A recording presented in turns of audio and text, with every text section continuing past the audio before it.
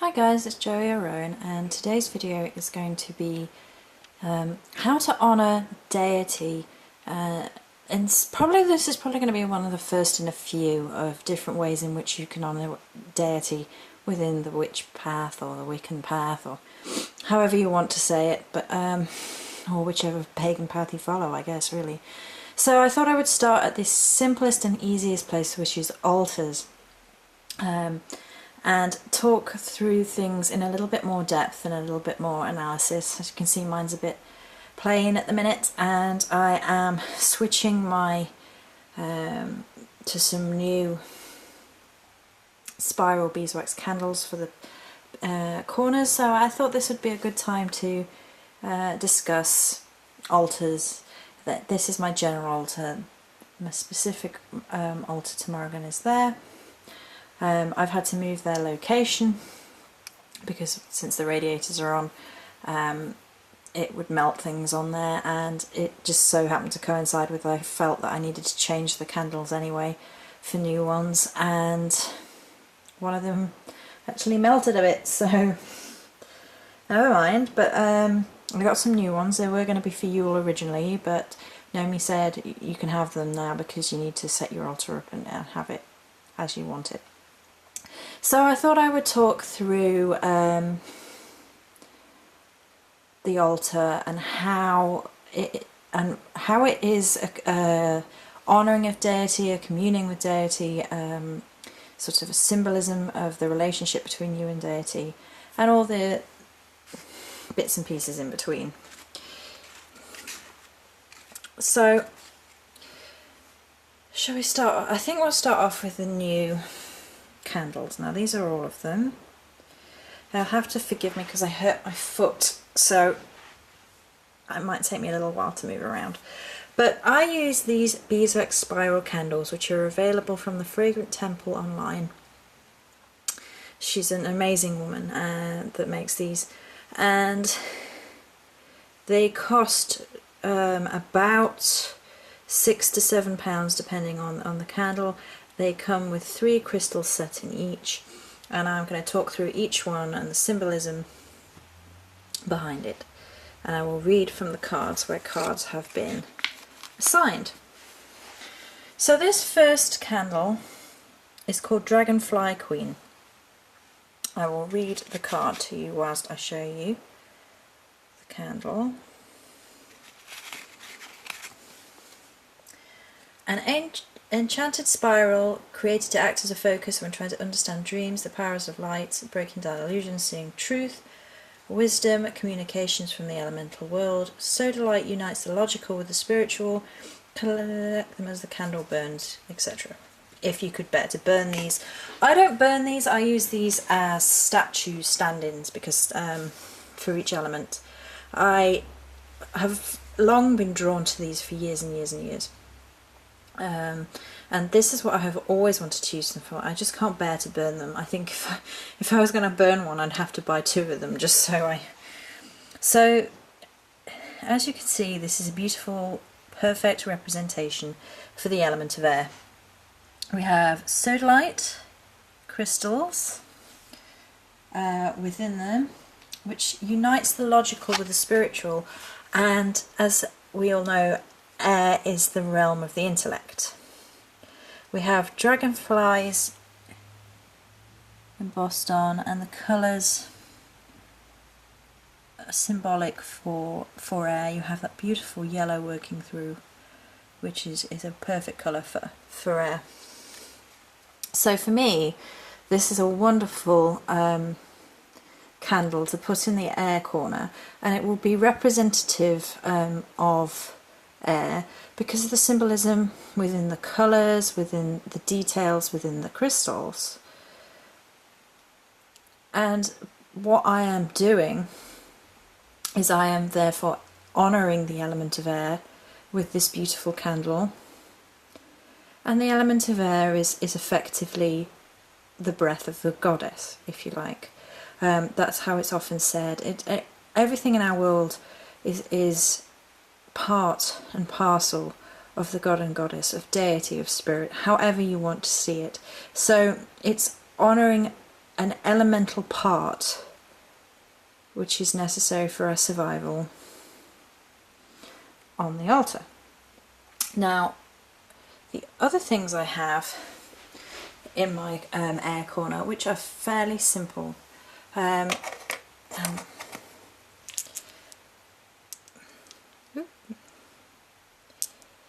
this is my air guardian. He came from fairychild.co.uk as a part of a set for the elements. I absolutely love these. Let's put the crystals down. They're so cleansed. And I love the fact that he's like, you know, blowing. Symbolic of the movement of air, see? And he's painted. And he's cute. And he is a guardian. And you connect with them. Sort of empower them with your energy. And that's what he is. He's a little air elemental guardian, and he also honours the element. And then I have two crystals, howlite and citrine, which have been cleansed and charged with honouring the element of air. And that's all that will be for now in the simple corner of air. So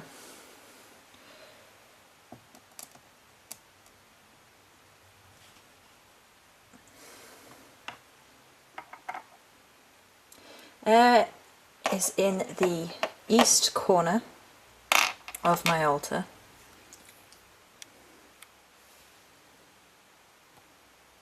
There you go. The two candle holders have still got the herbs from Samhain on. I probably won't change those until the Yule, but they have a moonstone crystal for the goddess on that side, and then on the other side is a sunstone crystal for the god. So I have a crystal for the balance of male and female on my altar, honouring both genders, because I think that balance is hugely important. So next we have this candle, which is called a dragonfire candle. I will read the note. An enchanted spiral to act for focus for creativity, energy, inspiration and change. Perfect for new projects, and positive magic ruled by the elemental fire, and the gemstones are carnelian. And again, absolutely beautiful. Carnelian being a stone of change, of courage and protection, a really fiery stone, a really good addition to the candle, which is actually a statue. The colours, red, orange and a gold and yellow, are perfect for the element of fire. And this has stars on in gold, which is beautiful. And so, as I showed you the other ones, this is the little fire guardian in his little smiley face, and he's painted, hand painted, and really, really gorgeous, and he is charged with honouring the element of fire, which is in the south corner of my altar. And we have orange calcite and tiger's eye crystals. I'm a big fan of crystals, so crystals are ideal for me for honouring the elements, because you can charge them, you can pick the appropriate crystals to the element of fire, and there you go. See, in the south corner there. So, following that up is the water candle. Now this doesn't have a card because I couldn't find a candle on the website which resonated with the element of water. So I asked the lady if she would make me one, and she did. And you know, she's an absolute incredible lady who makes these candles, and she made this one from scratch for me, and I got to pick the colours. The gemstone is Amazonite.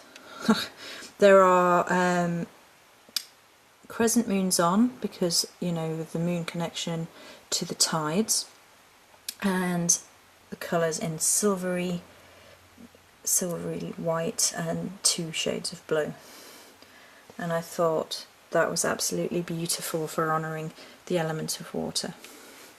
And we have amethyst and rose quartz, really, really cleansed, and really, they feel beautiful. And this is the water elemental from Fairy Child. It's part of, they're all to come together, they're all part of a set, these. And so that will go in the west corner of my altar to honour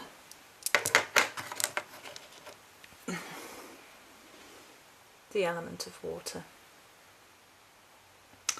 Okay, so next one is a Mother Nature candle for the element of earth.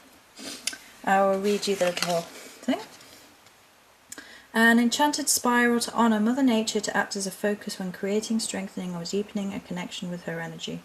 Malachite enhances tuition as important for healing and spiritual growth. So the crystals within them are malachite. You can see the beautiful leaf embossing on, and the dark green, lighter green, and this rustic brownish colour. Perfect for the element of earth. And we have the Earth Rock Guardian, Dalmatian Jasper, and Peridot.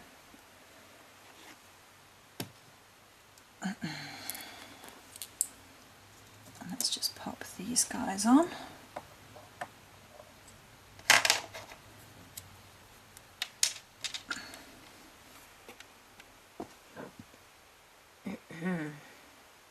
And that's in the north corner. So the final candle I got is for Spirit. Now, I did have a white candle before, and it's bent out of shape a little bit, and that would be, I don't actually know where it's gone. So it's obviously not meant to be representing Spirit anymore, because it's actually disappeared. It was there, and with the other ones, and it's gone. So there you go, there's a message. So this one is called Purple Alchemy. And I'll read you the note. Butterflies for Spirit, look.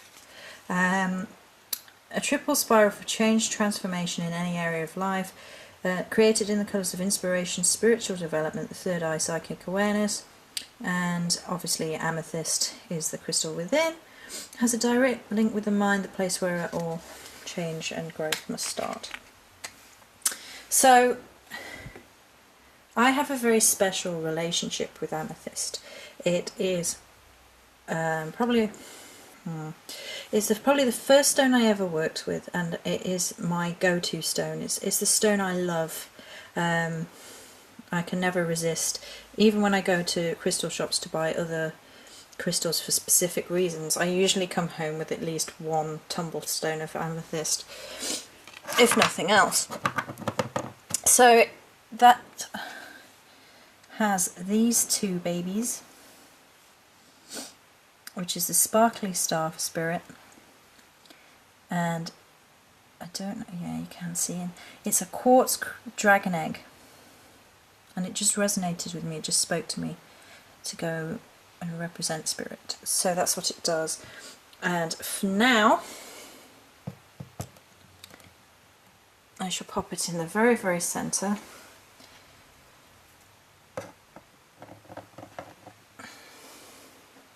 Ooh.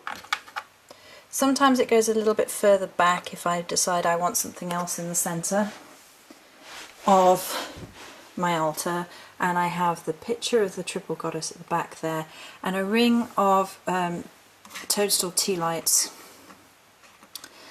Technically it's what's known as a fairy ring in the outside world, but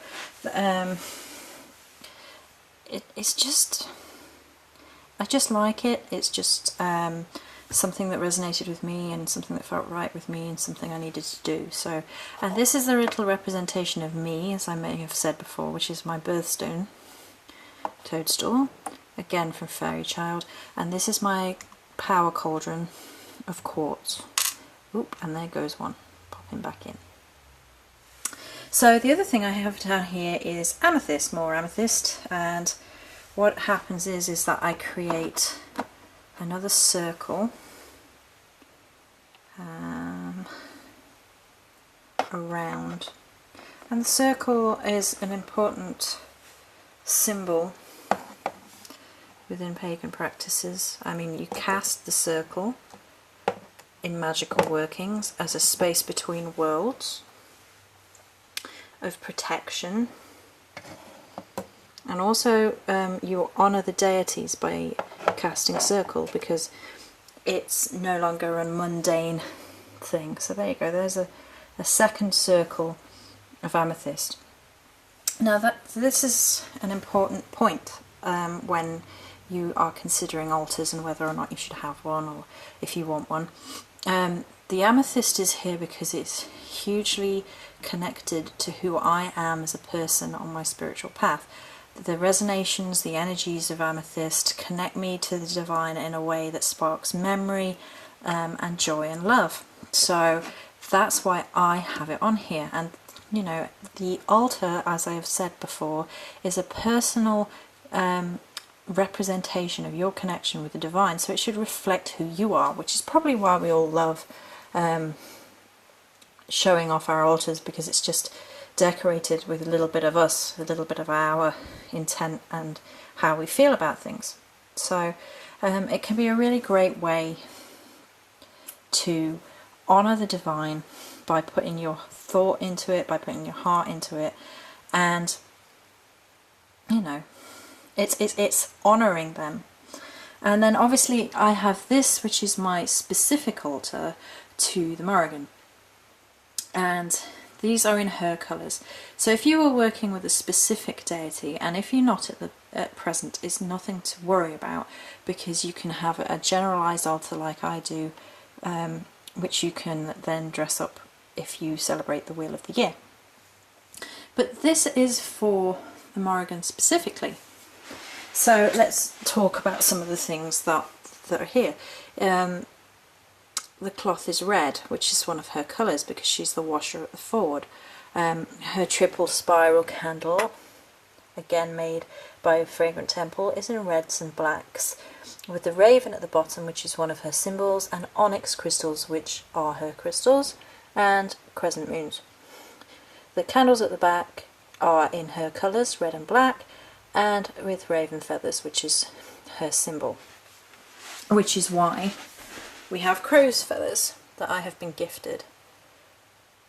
Herbs appropriate to her, a triple moon symbol because she's a triple moon goddess, and skulls at the back because she is a goddess of death. This is my Orthiosiris, which she led me to buy. An offering to my ancestors still, 2 more of the skulls, and this is my offering jar to her. There are a number of ways in which you can honour specific goddesses. You can create incense recipes with herbs that are considered appropriate for them. You could put crystals on which are considered appropriate for them. Around there is an offering of amethyst and obsidian, which is appropriate for her, and offering little things to them in the way that feels appropriate to you. It's basically a means of giving thanks, and I think this is a really important thing.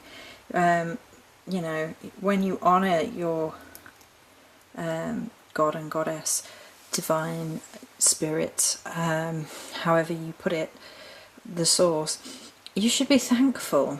And a large part of the pagan path for me is honouring all the gifts that they have given you, being thankful for the gifts they have bestowed upon you. And to not be thankful for these things is sort of being ignorant and selfish. It's for me, giving offerings back to them is a sort of humble thing you should do. It's the same way you should, if you have a wonderful relationship with your family, with your parents, if they've raised you, looked after you, you're supposed to be thankful for them, you know, and show them. And that's the same thing, as far as I'm concerned, with deity, mother and father, god and goddess. As far as I'm concerned, there is a selflessness in offering back to deity, and it's something that we should all do. I just think it's just a natural part of working with any spiritual path. You should be thankful. So, what if... Oh, there goes... I told you, I can't move about properly. Nature's gifts. Another good thing that you can use within altar creation. Okay, but this is my working candles for my god and goddess. Obviously I don't burn these, as I've said. These are votives that are scented. Cinnamon and cherry, I believe. I think it's cherry. It might be snowberry or something like that. And I got these last Jewel as my working candles, and they are so amazing.